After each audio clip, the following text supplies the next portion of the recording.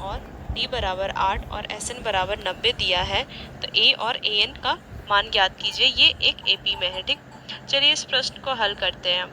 तो पहले लिख लेते हैं यहाँ पे कि हमें क्या क्या प्रश्न में दिया है, जिससे हमें प्रश्न को हल करने में सरलता हो। ठीक, तो चलिए यहाँ पे हमें प्रथम पद ए दिया है 2, सारवांतर डी दिया है 8 और योगफल एस एन दिया है 90। ठीक, हमसे क्या पूछा है, एन पूछा है हमसे। यहाँ पे हम अच्छे से लिख लेते हैं इसे। एन हमें पूछा है और हमसे ए एन पूछा है। ठीक, ये दो चीज़ पूछी है। चलिए इस प्रश्न को हल करते हैं। ठीक, तो हमें एस एन दिया है, योगफल दिया है समांतर श्रेणी का, तो वो क्या होता है, उसका सूत्र होता है n by two 2a plus n minus 1 into d, ये होता है। चलिए इस प्रश्न पे हम मान रखते हैं। तो एस एन हमें 90 दिया है। ठीक, एन बाई टू, एन तो ज्ञात करना है, 2 इंटू 2 तो ये हो जाएगा 4 plus n minus 1 into d है 8। ठीक, तो ये हो जाएगा 90, 2 को इधर लेके चले जाते हैं तो ये हो जाएगा एन, इसको लिखते हैं 4 प्लस 8 एन माइनस 8 होगा। अब देखिए ये कितना हो जाएगा, 180 बराबर एन इंटू 8 एन माइनस 4, ये होगा।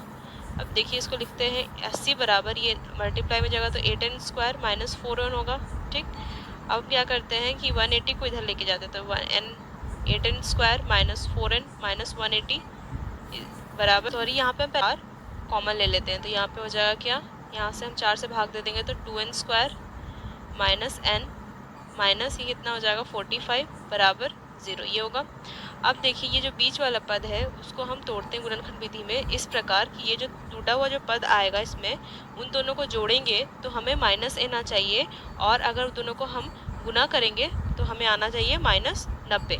ठीक, ये दोनों को गुना 90 एन स्क्वायर। ठीक, तो चलिए इसको हल करते हैं। तो यहाँ पे देखिए 2n स्क्वायर, इसको क्या लिख सकते हैं, हम लिख सकते हैं 10n माइनस प्लस 9n।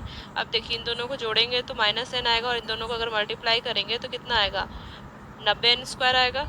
ठीक, तो ऐसे ही इसको लिखेंगे हम बराबर 0। ठीक, चलिए इसको हल करते हैं। तो यहाँ से हम क्या करते हैं, यहाँ से देखिए क्या कॉमन आ रहा है, यहाँ से हम 2n कॉमन ले सकते हैं तो यहाँ से आ जाएगा n और यहाँ से आ जाएगा 5। यहाँ पे देखिए हम 9 कॉमन ले सकते हैं तो n माइनस 5 यहाँ पे आ जाएगा बराबर 0। ठीक, अब यहाँ से लिखेंगे 2n प्लस 9 और यहाँ से कॉमन क्या आएगा, n माइनस 5 बराबर 0। ठीक, तो यहाँ से आ जाएगा 2n प्लस 9 बराबर 0 और यहाँ से n माइनस 5 बराबर 0। ठीक, तो यहाँ से क्या लिखेंगे, हम लिख सकते हैं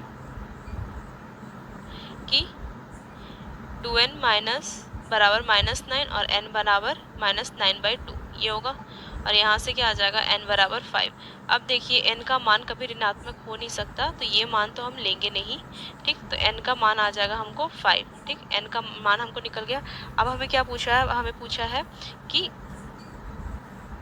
an क्या होगा। ठीक, तो an का सूत्र लगाएंगे हम समांतर श्रेणी का, तो वो क्या होता है, an बराबर a plus n minus 1 into D.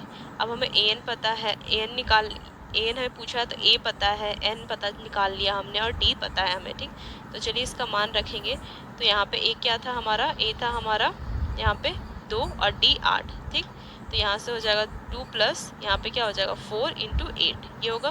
तो ये हो जाएगा 2 प्लस 32, तो ये हो जाएगा 34। तो n बराबर क्या हो जाएगा 34 यहाँ से। ये दोनों हमें मान पूछा था, यहाँ पे n का मान पूछा था 5 और an का मान पूछा था, तो ये निकल गया हमारा 34। तो आशा करती हूँ दोस्तों ये प्रश्न आपको समझ में आया हो।